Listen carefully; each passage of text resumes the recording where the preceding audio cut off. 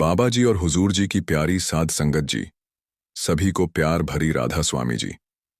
प्यारी संगत जी, आज हम आपको एक सत्संगी सेवादार की सच्ची घटना सुनाने जा रहे हैं।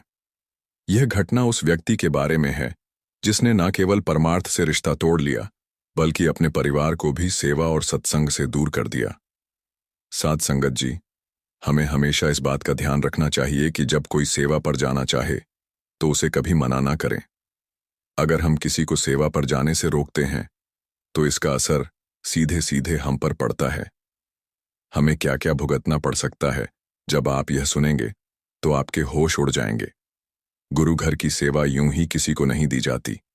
यह सेवा उन भाग्यशाली लोगों को मिलती है जिनके अच्छे कर्म होते हैं और जिन पर मालिक की विशेष कृपा होती है। यह बात वाणी में भी फरमाई गई है, बिन कर्मों के सत्संग और सेवा नहीं मिलती। जिस पर मालिक अपनी दया बरसाता है और जिसे वह अपने करीब लाना चाहता है, उसे ही सेवा का अवसर प्रदान करता है। संगत जी, यह घटना नोएडा शहर के एक सत्संगी परिवार की है। यह परिवार फर्नीचर का कारोबार करता है। जिस समय की यह घटना है, उस समय उनका कारोबार बहुत अच्छा चल रहा था, लेकिन कुछ साल पहले ऐसा नहीं था। पहले उनका व्यवसाय सामान्य था और पूरा परिवार परमार्थ से जुड़ा हुआ था। धीरे धीरे बाबा जी की ऐसी कृपा हुई कि उनका फर्नीचर का कारोबार बहुत अच्छा चलने लगा। पहले उनकी केवल एक दुकान थी, फिर उन्होंने दूसरी खोली और धीरे धीरे उनकी 3 दुकानें हो गईं। यह सब बाबा जी की अपार कृपा का नतीजा था। लेकिन संगत जी, जब हमारे पास जरूरत से ज्यादा चीजें आ जाती हैं और लालच बढ़ने लगता है, तो हमारा ध्यान रूहानियत से हटने लगता है। हम संसार की मोह माया में उलझ जाते हैं और मालिक के लिए समय निकालना बंद कर देते हैं। ऐसा ही इस परिवार के साथ हुआ। परिवार का मुखिया, जो पहले सबसे ज्यादा सेवा और सत्संग पर जाता था, पैसा आने के बाद बिल्कुल ही जाना बंद कर दिया। उसका हमेशा यही बहाना रहता कि उसके पास समय नहीं है। हालांकि उसकी पत्नी और माताजी सत्संग पर जाती थीं और सेवा भी करती थीं। जब उसने देखा कि उसकी पत्नी और माताजी के सेवा पर जाने से दुकानों का काम प्रभावित हो रहा है, तो उसने उन्हें भी सेवा और सत्संग पर जाने से रोक दिया। उसने साफ साफ कह दिया, आज हमारी 3 दुकानें हैं और मैं अकेला इतने बड़े कारोबार को नहीं संभाल सकता, इसलिए आज से कोई भी सेवा और सत्संग पर नहीं जाएगा। क्योंकि वह घर का मुखिया था, उसका फैसला सबको मानना पड़ा। लेकिन उसकी पत्नी और माताजी को यह बिल्कुल अच्छा नहीं लगा। कुछ समय बाद उनके सत्संग घर से कुछ सेवादार उनकी दुकान पर आए। उन्होंने कहा, हमारे सत्संग घर से एक जत्था डेरे जा रहा है और सेवादारों की कमी है। आप अपने परिवार से किसी को हमारे साथ भेज दीजिए। बहुत दिनों से आपने सेवा में हिस्सा नहीं लिया है। पत्नी और माताजी सेवा पर जाना चाहती थीं, लेकिन इस भाई ने साफ मना कर दिया। उसने सत्संग घर से आए सेवादारों से कहा, हमारे पास समय नहीं है, इसलिए हम नहीं जा सकते। सेवादारों ने समझाया, भाई, आप तो पहले बहुत सेवा करते थे। आज जब मालिक ने आपको सब कुछ दिया है, तो आपने उनसे ही दूरी बना ली। इस भाई ने कोई जवाब नहीं दिया और अपने काम में लग गया। सेवादार समझ गए कि वह बात नहीं करना चाहता, तो वे वहां से चले गए। उनके जाने के बाद उसकी पत्नी ने कहा, आपको उनके साथ ऐसा व्यवहार नहीं करना चाहिए था। अगर आप सेवा पर नहीं जाना चाहते तो कम से कम मुझे और मांझी को जाने दीजिए। घर के 1-2 सदस्य तो परमार्थ से जुड़े रहेंगे। पत्नी की बात सुनकर भाई ने कहा, कोई जरूरत नहीं है वहां जाने की। वहां मुफ्त में सेवा करने से अच्छा है कि हम अपनी दुकान पर मेहनत करें। कम से कम पैसे तो कमाएंगे। उसकी बात सुनकर पत्नी समझ गई कि अब इस भाई को सिर्फ पैसे से ही प्रेम रह गया है। बाबा जी और सत्संग घर अब उसके लिए कोई मायने नहीं रखते। वह घुट घुट कर अपने पति की बात मानती रही और मन ही मन बाबा जी से अरदास करती रही, बाबा जी, मेरे पति को सही रास्ते पर लाओ। उनकी वजह से हम भी आपसे दूर हो गए हैं। कुछ समय बाद उन्हें एक बड़ा ऑर्डर मिला। ये ऑर्डर उनके लिए बहुत महत्वपूर्ण था, क्योंकि इसमें उनका बहुत प्रॉफिट होने वाला था। जब इस भाई को पहला ऑर्डर मिला था और फिर वह ऑर्डर कैंसिल कर दिया गया, तो उस भाई को बहुत दुख हुआ। उसने सोचा कि लोग उस पर विश्वास करते हैं और इसीलिए ऑर्डर देते हैं। लेकिन आज तक कभी ऐसा नहीं हुआ था कि कोई ऑर्डर कैंसिल हो जाए। यह उसके लिए पहली बार था। वह सोचने लगा कि कितना बड़ा ऑर्डर उसे मिला था और अगले ही दिन वह ऑर्डर कैंसिल कर दिया गया।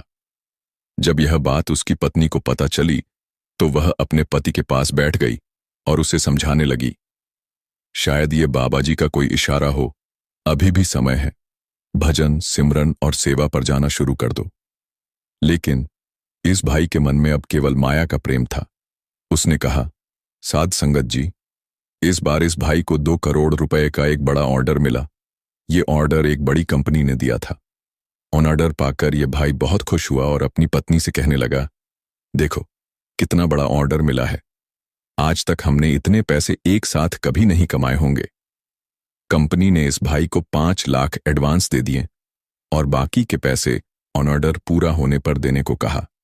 इसके साथ ही एक एग्रीमेंट भी तैयार किया गया। एग्रीमेंट के बाद यह भाई अगले 2 महीनों में दिन रात मेहनत करता है और 2 करोड़ रुपए का ऑर्डर तैयार कर देता है। इस ऑर्डर को पूरा करने के लिए इस भाई ने अपने रिश्तेदारों और दोस्तों से 1.5 करोड़ रुपए उधार लिए थे, जिसे उसे 2 महीने में वापस करना था। जब ऑर्डर बनकर तैयार हो गया तो कंपनी ने वह ऑर्डर कैंसिल कर दिया। यह सुनकर इस भाई के होश उड़ गए। उसे याद आया कि कंपनी ने उसके साथ एक लिखित एग्रीमेंट किया था और कंपनी ऐसा कैसे कर सकती है। जब उसने एग्रीमेंट पढ़ा तो उसमें लिखा था कि अगर किसी कारण से कंपनी ऑर्डर कैंसिल करती है तो एडवांस दिए गए पैसे वापस नहीं मांगे जाएंगे। यह देखकर इस भाई के पसीने छूट गए। वह रोने लगा क्योंकि उसने बाजार से 1.5 करोड़ रुपए उठाए थे, जिन्हें उसे 2 महीने में लौटाना था। इस सदमे से इस भाई को दिल का दौरा पड़ गया और उसका शरीर का एक हिस्सा काम करना बंद कर दिया। अब वह पूरी तरह बिस्तर पर आ गया। बाजार से उठाए गए पैसे चुकाने के लिए उसका घर और दुकान बिक गई। उसकी पत्नी और मां उसे लेकर किराए के घर में रहने लगीं। अब यह भाई बिस्तर पर लेटे लेटे अपने पुराने दिन याद करता रहता। वह सोचता कि पहले वह एक सेवादार हुआ करता था और अपने परिवार के साथ सेवा पर जाया करता था। बाबा जी ने उस पर ऐसी कृपा की थी कि वह अमीर बन गया। लेकिन पैसा आने के बाद उसने बाबा जी और सत्संग घर से ही दूरी बना ली। उसने न केवल खुद परमार्थ से रिश्ता तोड़ लिया, बल्कि अपनी पत्नी और मां को भी जाने से रोक दिया। साध संगत जी, कहते हैं कि अगर हम खुद मालिक से रिश्ता तोड़ते हैं तो शायद मालिक हमें माफ कर दें, लेकिन अगर हम किसी और को सेवा या सत्संग पर जाने से रोकते हैं तो मालिक हमें माफ नहीं करते। इस भाई के साथ भी ऐसा ही हुआ। मालिक ने जो कुछ उसे दिया था वह सब वापस ले लिया। साथ ही उसकी ऐसी हालत कर दी कि वह न तो भजन सिमरन करने लायक बचा और न ही सेवा पर जाने लायक। साध संगत जी, हम मालिक से यही अरदास करते हैं कि ऐसी हालत किसी की भी ना हो, लेकिन मालिक की करनी पर हम सवाल नहीं उठा सकते, क्योंकि मालिक जो कुछ भी करते हैं हमारे भले के लिए करते हैं। इस भाई को सबक सिखाने का यही रास्ता था। पहले ऑर्डर कैंसिल होने पर भी उसने बाबा जी का इशारा नहीं समझा, तो उसे अंजाम भुगतना ही था। साध संगत जी, बाबा जी कैसे हम सबकी संभाल करते हैं। हमारे ऊपर आने वाली चोट को अपने ऊपर ले लेते हैं। आज मैं आपको ऐसी ही एक घटना के बारे में बताने जा रहा हूं, जब बाबा जी की बाजू से खून बह निकल रहा था। साध संगत जी, अक्सर जब भी घर परिवार में कोई शुभ कार्य करना होता है तो हर इंसान सबसे पहले अपने इष्ट का ध्यान करता है। जो लोग मंदिरों में जाते हैं वह शुभ कार्य का पहला कदम भगवान की मूर्ति पर अर्पित करते हैं। ईसाई लोग चर्च में अर्पित करते हैं, क्योंकि इंसान को अपने इष्ट पर पूरा विश्वास होता है। किसी भी शुभ काम की शुरुआत अगर इस तरीके से की जाती है तो उस काम में बरकत होती है। हम सब बाबा जी से जुड़े हुए हैं, तो हम अपने घर में शादी या किसी भी शुभ काम का पहला कार्ड डेरे पहुंचते हैं। कार्ड देने से हमें विश्वास होता है कि बाबा जी इस शुभ कार्य को खुद ही अच्छे से संभाल लेंगे। ऐसा होता भी है। आज जिस घटना के बारे में आप सुनने जा रहे हैं वह एक ऐसी लड़की के साथ हो गई जिसकी खुद की शादी थी और वह अपने एक दोस्त के साथ शादी का कार्ड बाबा जी के दर्शन करने डेरे जा रही थी, लेकिन वह डेरे पहुंच ही ना सकी। साध संगत जी, एक सत्संगी परिवार जो हरियाणा के सोनीपत जिले में रहने वाला था। पूरा परिवार सत्संगी था और जिस लड़की की शादी हो रही थी वह अपनी नौकरी के साथ साथ सत्संग घर में एक सेवादार भी थी। बारिश आ जाए, आंधी तूफान आ जाए, इसने हर इतवार को सत्संग घर सुबह 6 बजे पहुंचना ही होता था। इस लड़के पर सेवा का ऐसा नशा सवार था कि इसको सेवा की लत लग चुकी थी। दिल्ली की एक कंपनी में यह लड़का नौकरी किया करता था। हर रोज सुबह दिल्ली अपने ऑफिस जाता और शाम को वापस सोनीपत अपने घर पहुंच जाता था। जिस कंपनी में यह लड़का नौकरी करता था, उसी ऑफिस में एक लड़की भी काम किया करती थी और ये दोनों एक दूसरे को पसंद करने लगे। कुछ दिनों के बाद दोनों परिवारों ने आपस में मिलकर रिश्ते को पक्का कर दिया। लड़की वाले भी सत्संगी थे, लेकिन उन्होंने किसी दूसरे गुरु से नाम की दीक्षा ले रखी थी। वे लोग निरंकारी मत से जुड़े हुए थे। जब दोनों सत्संगी परिवार एक दूसरे से मिले और दोनों को एक दूसरे के विचार पसंद आए, तो रिश्ता होते देर ना हुई। दोनों परिवारों ने मिलकर बच्चों की सगाई कर दी और 2 महीने के बाद शादी की तारीख पक्की कर दी। अब शादी की तैयारी शुरू हो गई। कार्ड छपने दे दिए गए, हॉल बुक हो गए और सारी खरीदारी हो गई। जब शादी को 20 से 22 दिन रह गए, तो कार्ड भी छपकर आ गए। जैसा कि मैंने आपको वीडियो के शुरू में ही बताया था कि सत्संगी लोग सबसे पहले कार्ड अपने गुरु के घर पहुंचाते हैं। लड़के के पिताजी ने कार्ड उठाया और उस पर डेरे की पूरी डिटेल लिख दी। उन्होंने लड़के से कहा कि इस कार्ड को डेरे में पोस्ट करवा दें। लड़के ने कह दिया, ठीक है, आज मैं दिल्ली अपने ऑफिस के पास कार्ड को डेरे में पोस्ट करवा दूंगा। यह कहकर लड़का अपने ऑफिस के लिए निकल गया। ऑफिस जाने के बाद लड़के ने कार्ड निकाला और अपने साथ काम करने वाले अपने एक दोस्त को दिखाया। उसने कहा, यह मेरी शादी का कार्ड है, इसे डेरे में पोस्ट करना है और तेरे घर के रास्ते में कोरियर ऑफिस है, तो तू जाते हुए इसे पोस्ट करवा देना। लड़के का दोस्त कहने लगा, भाई, 2 दिन के बाद मैं अपने ससुराल जा रहा हूं और तू तो जानता है मेरा ससुराल अमृतसर में है। मैं इस कार्ड को खुद ही डेरे में दे जाऊंगा। मैं भी पहली बार अंदर से डेरा देख लूंगा। तेरे मुंह से बड़ी तारीफ सुनी है, लेकिन तेरे साथ कभी जाने का मौका नहीं मिला। यह सुनकर लड़का कहने लगा, अगर तू वहां जा ही रहा है तो मैं भी तेरे साथ चलता हूं। शनिवार और इतवार की छुट्टी होती है, शुक्रवार की छुट्टी मैं भी ले लेता हूं।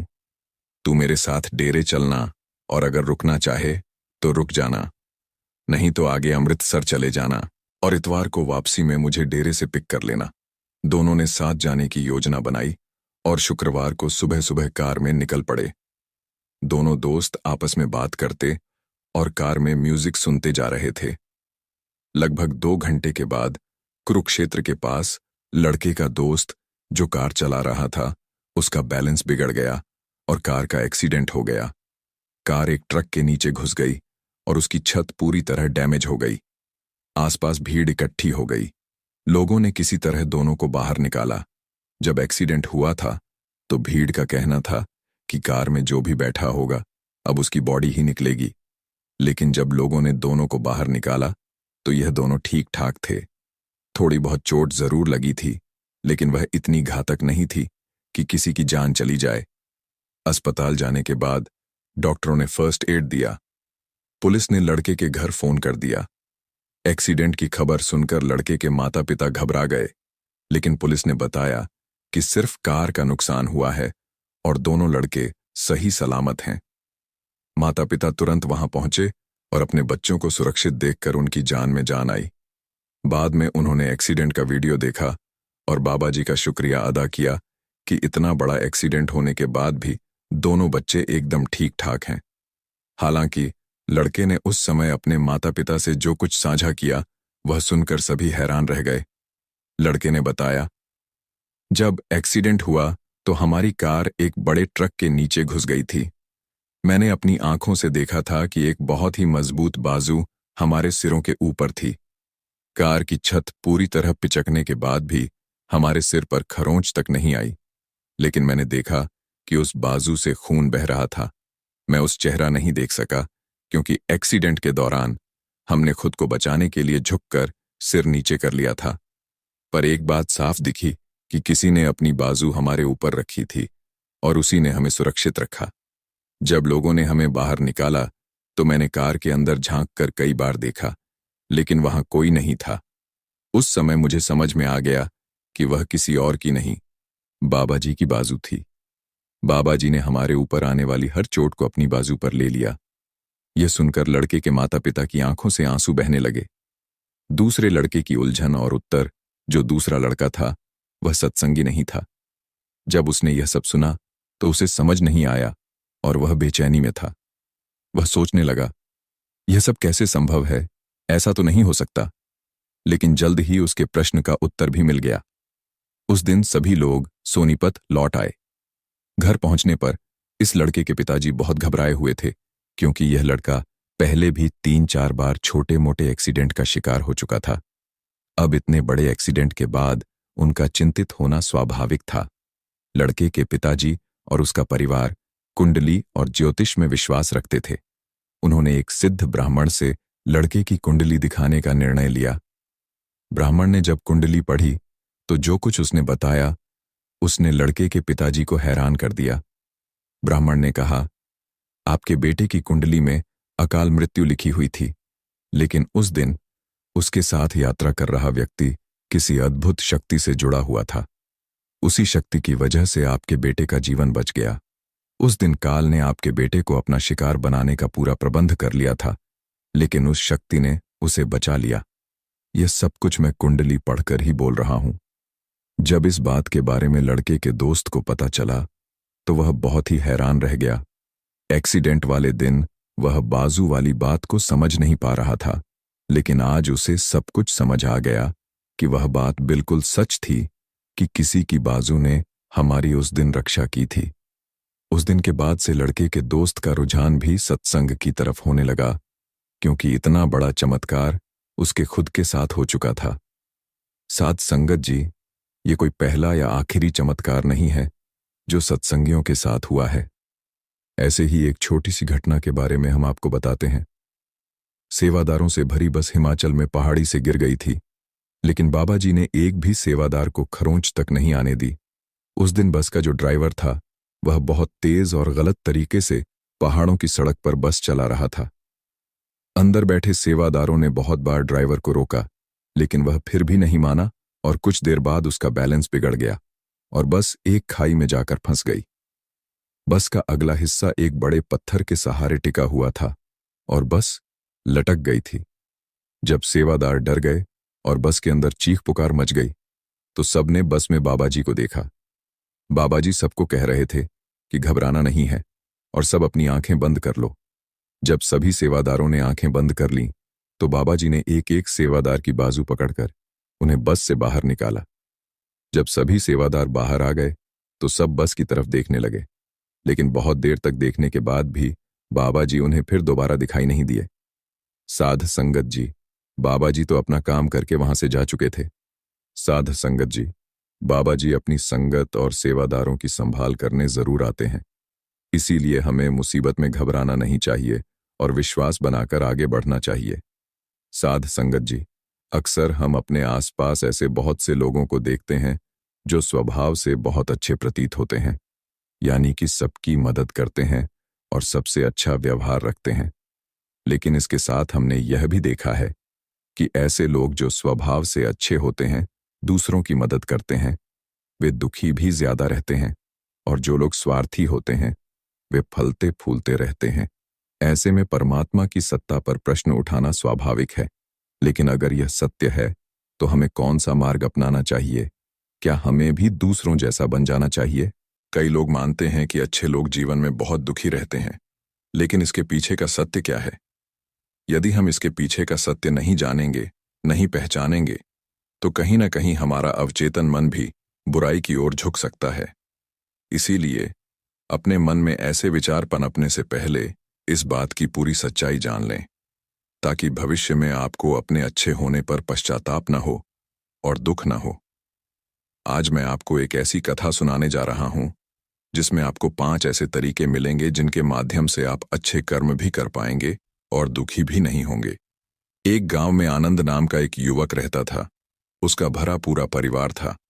उसके 2 बच्चे थे, उसकी पत्नी थी, लेकिन उसके माता पिता अब इस दुनिया में नहीं थे। इसीलिए पूरे परिवार की जिम्मेदारी उसी के कंधों पर थी। बच्चे अपनी पढ़ाई में लगे थे और उसकी पत्नी अपने गृहस्थी के कामों के साथ साथ गाय, भैंस, बकरी का दूध बेचकर घर का खर्च चलाती थी। आनंद पहाड़ में पत्थर तोड़ने का काम करता था। यह बहुत मेहनत भरा काम था। वह पूरे दिन काम करता और रात को थक कर घर लौटता।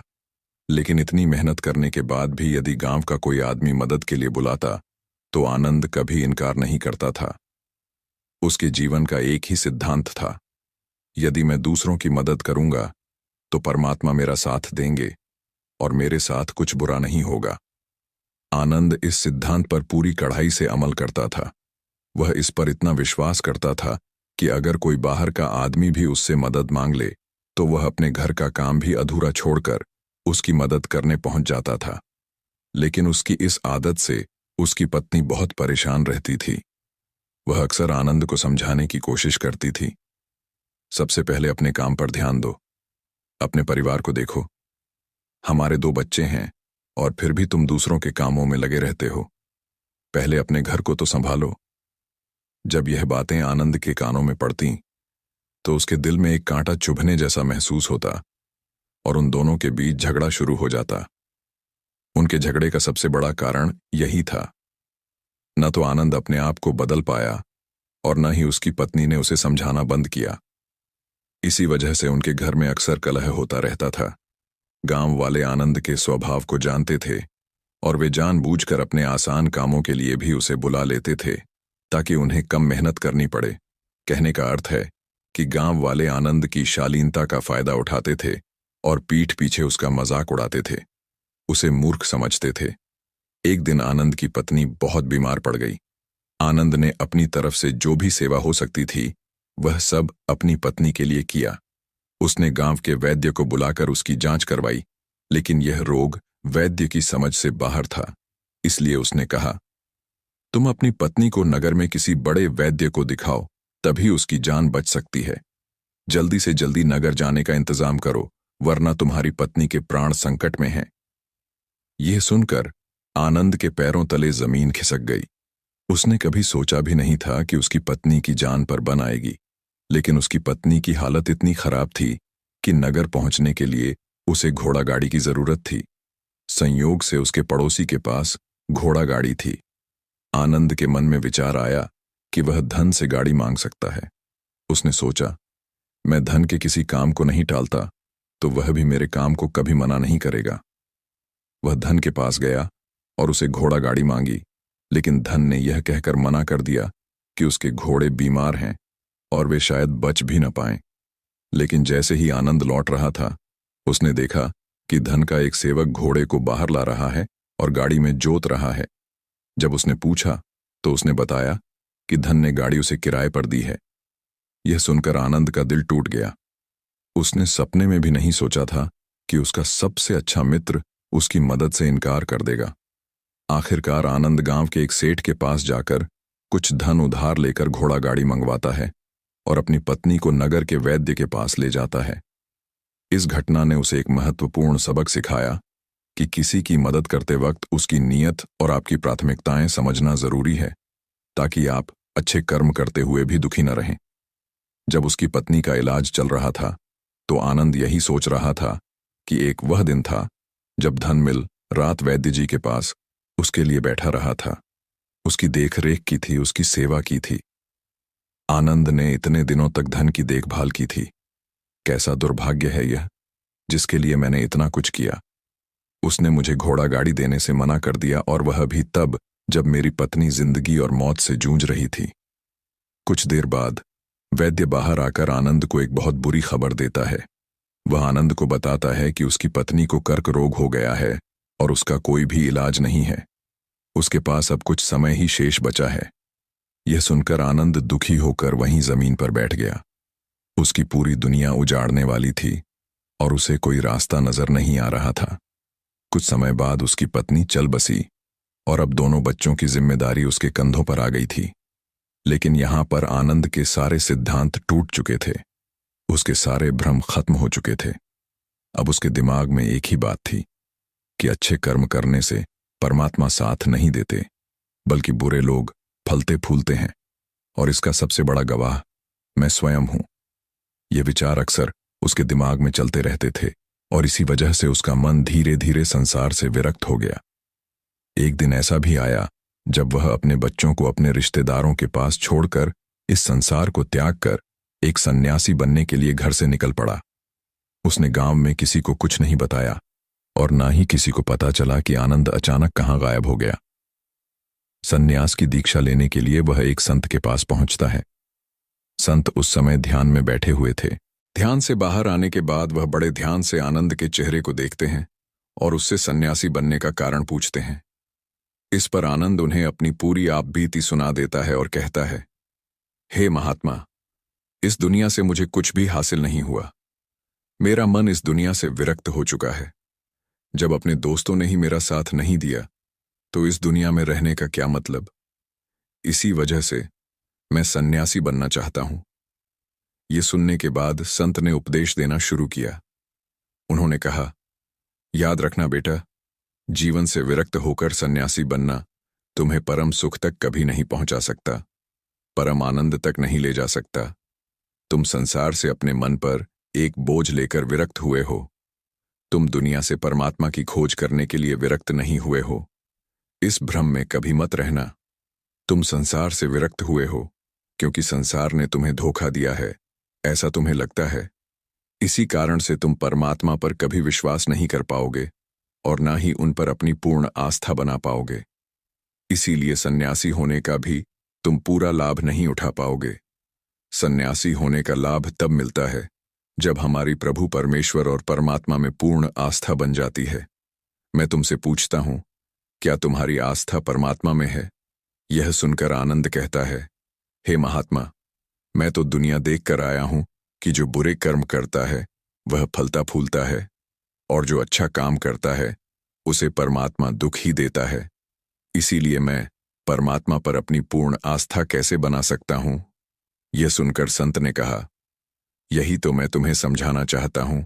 सोचो, यदि तुम अपनी पूरी ऊर्जा सन्यासी जीवन में लगा दो और उसके बाद भी तुम्हें फल प्राप्त न हो तो तुम्हें कैसा लगेगा। इसीलिए किसी की भी मदद करने के लिए मैं तुम्हें 5 सिद्धांत बताता हूं। इन 5 सिद्धांतों को समझकर संसार में वापस लौटो और गृहस्थ जीवन जियो। उसके बाद ही सच्चा सन्यासी जीवन का उदय होता है। जब हम अपने गृहस्थ जीवन को पूर्ण रूप से समझ लेते हैं और अपनी जिम्मेदारियों का निर्वाह कर देते हैं।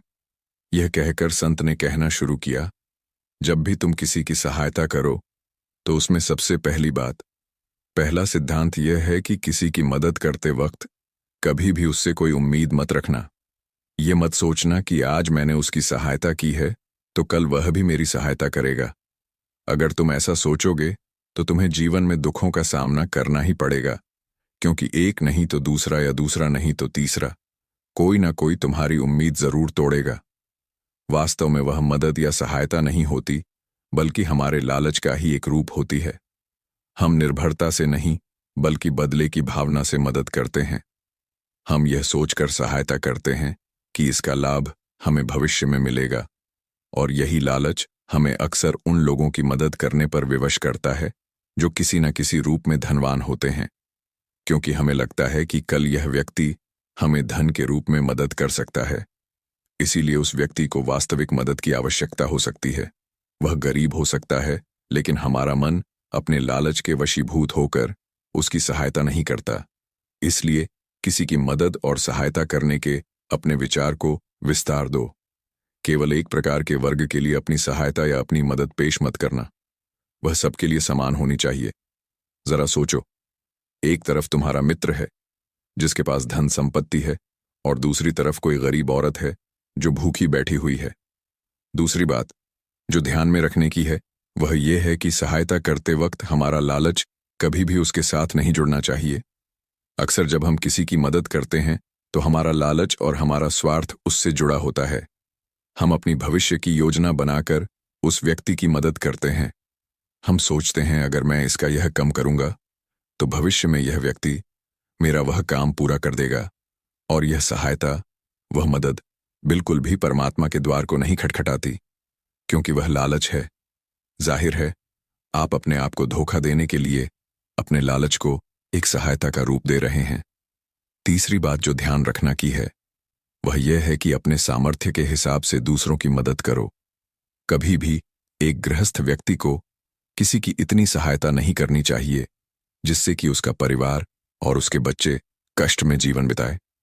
सबसे पहला फर्ज हमारा होता है अपने परिवार को सुखी रखना, उनकी जरूरतें पूरी करना, और उसके बाद दूसरों की मदद करना आता है।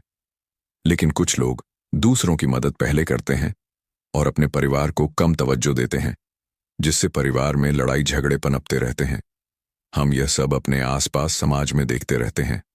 अगली बात जो ध्यान में रखने की होती है वह यह कि अपना कर्म, अपनी जिम्मेदारियां पहले निभानी होती है।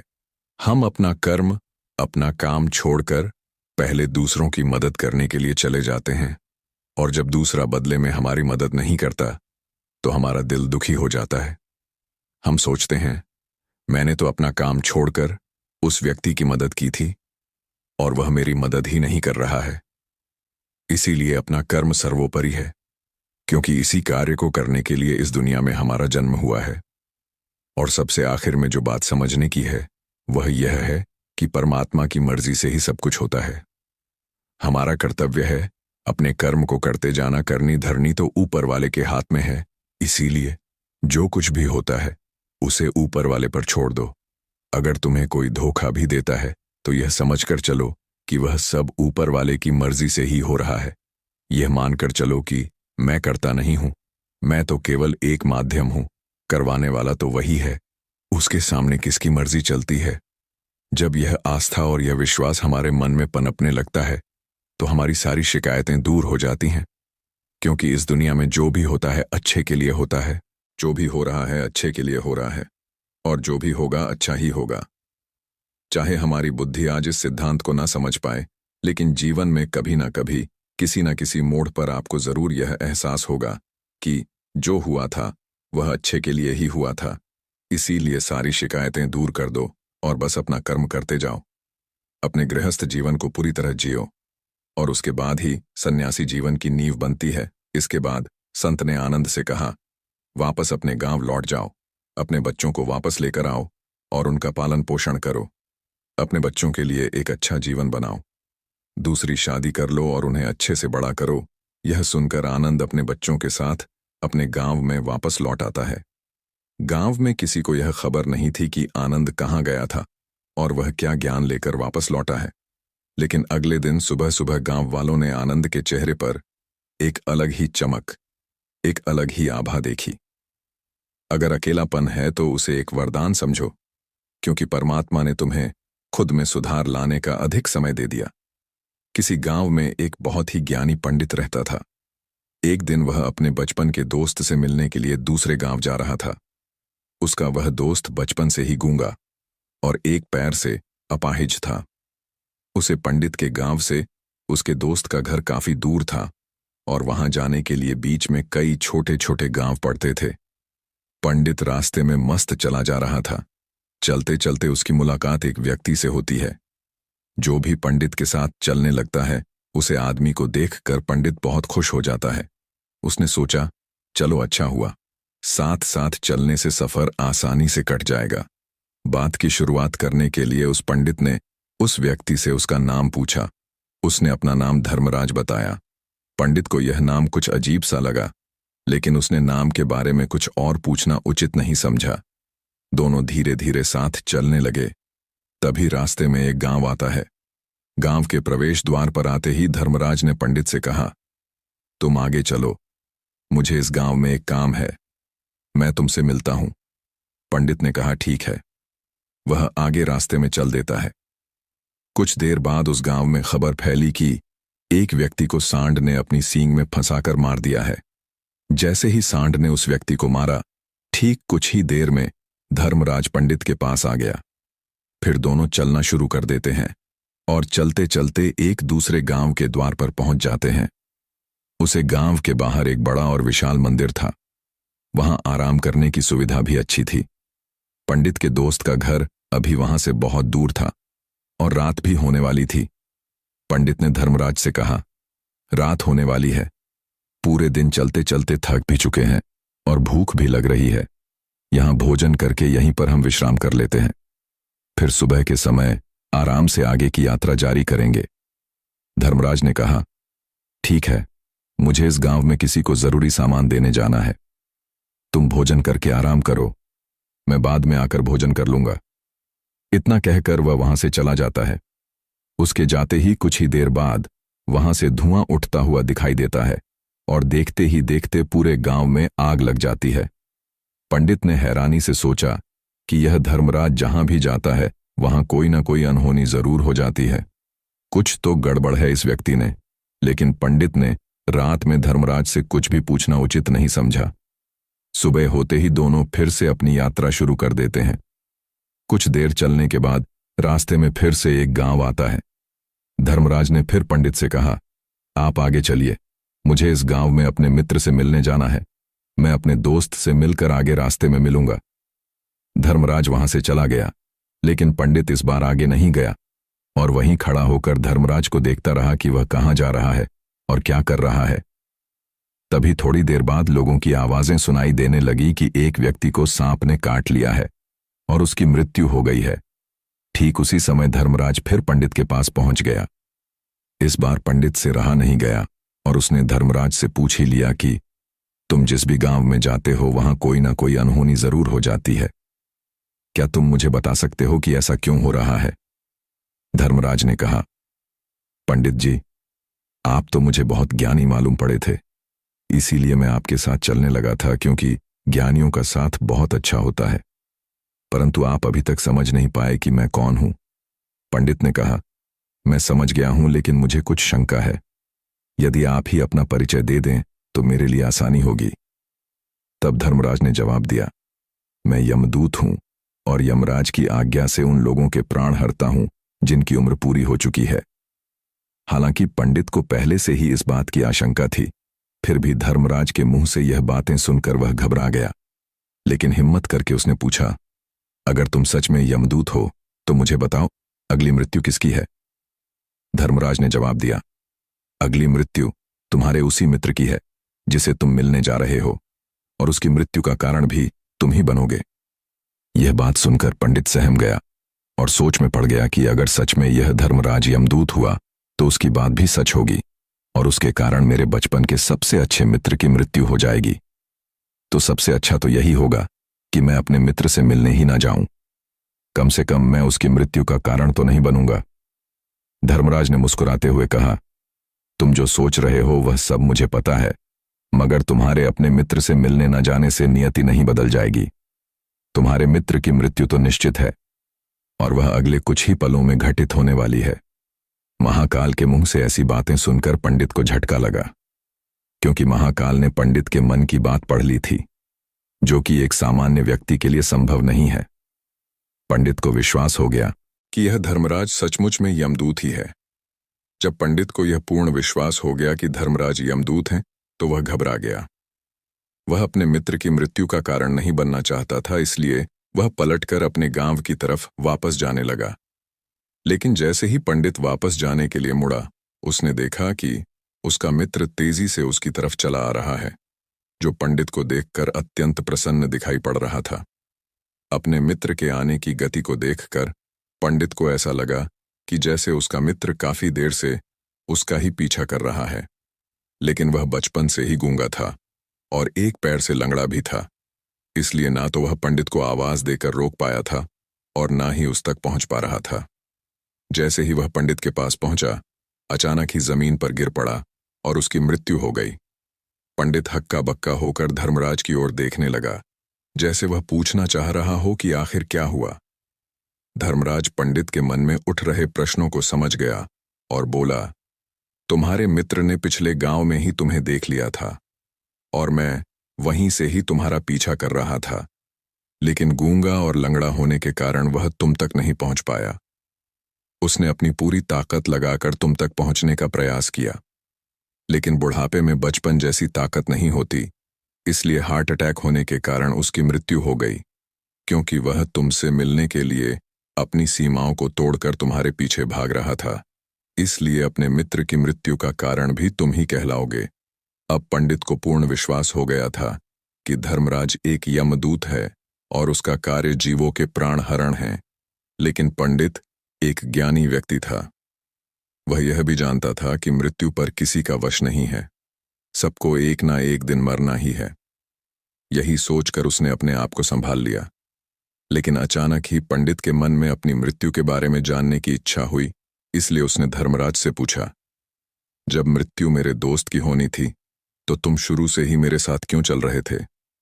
यह प्रश्न सुनकर धर्मराज जोर से हंसा और बोला, मैं तो हर पल हर क्षण सभी के साथ चलता हूं, किंतु लोग पहचान नहीं पाते, क्योंकि लोगों के पास अपनी समस्याओं के अलावा किसी और व्यक्ति, वस्तु या घटना के बारे में सोचने समझने या उसे देखने का समय ही नहीं होता।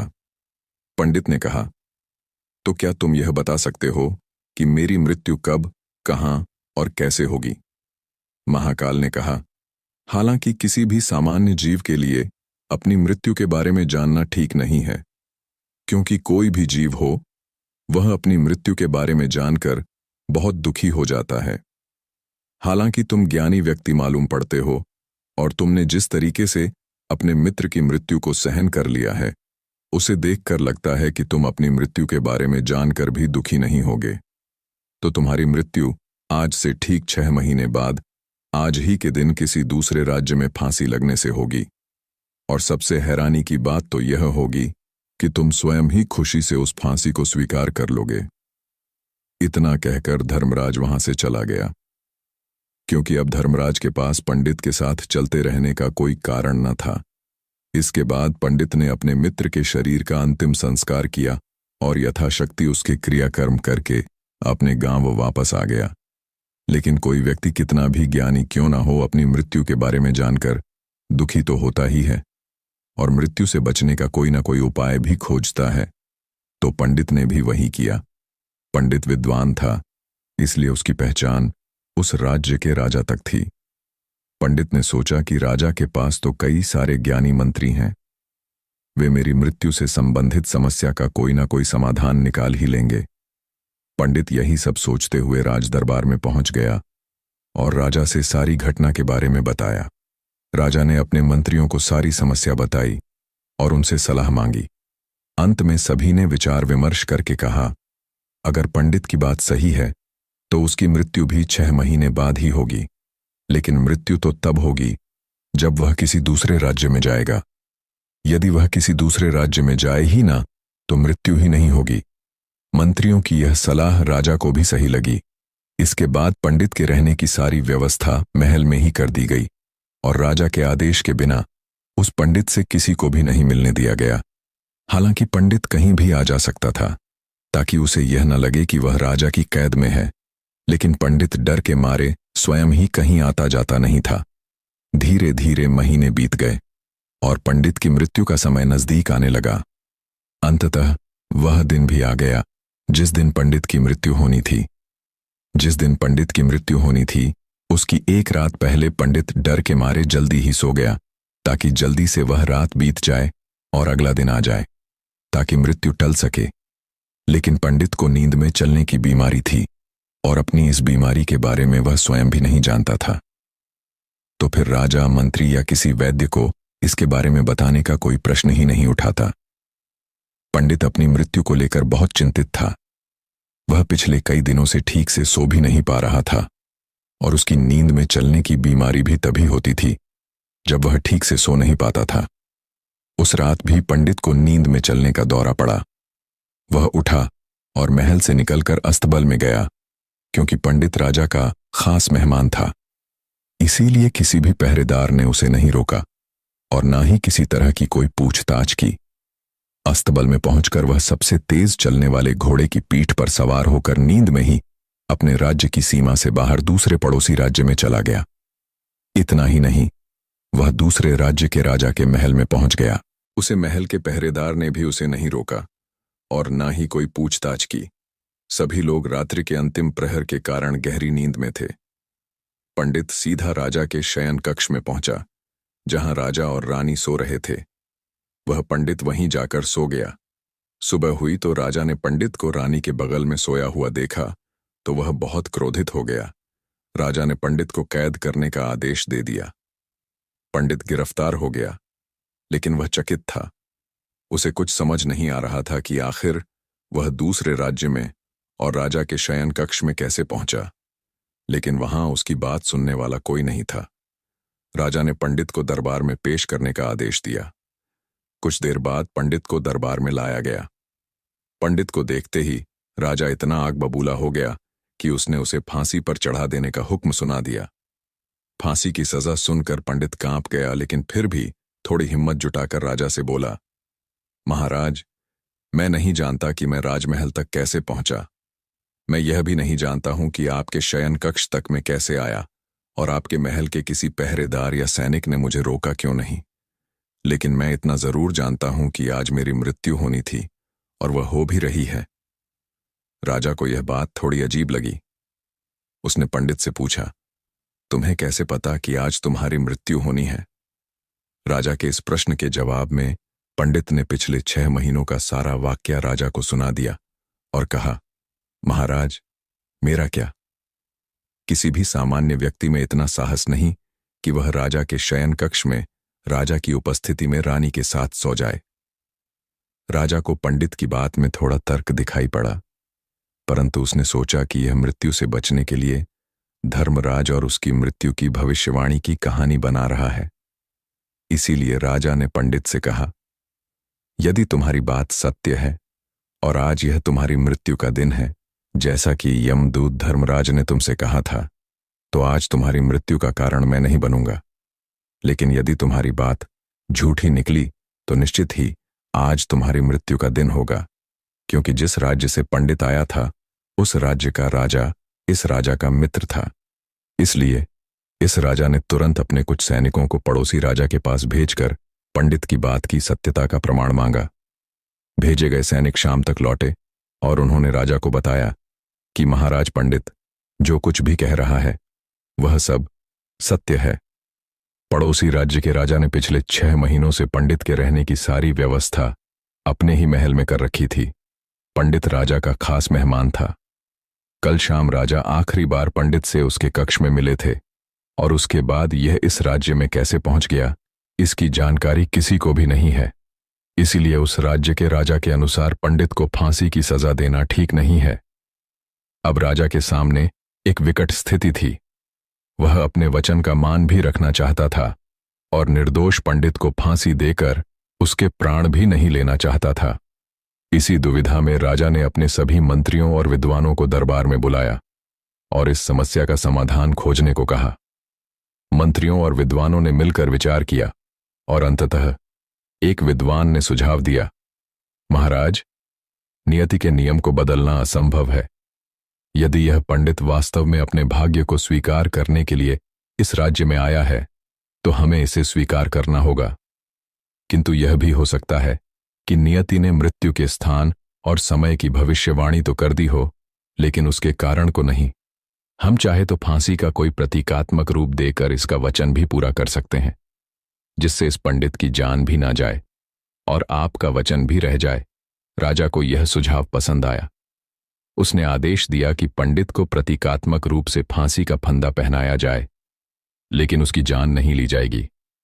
दरबार में सभी ने इसे स्वीकार किया और उसी शाम पंडित को एक खुले मैदान में लाकर फांसी का प्रतीकात्मक आयोजन किया गया।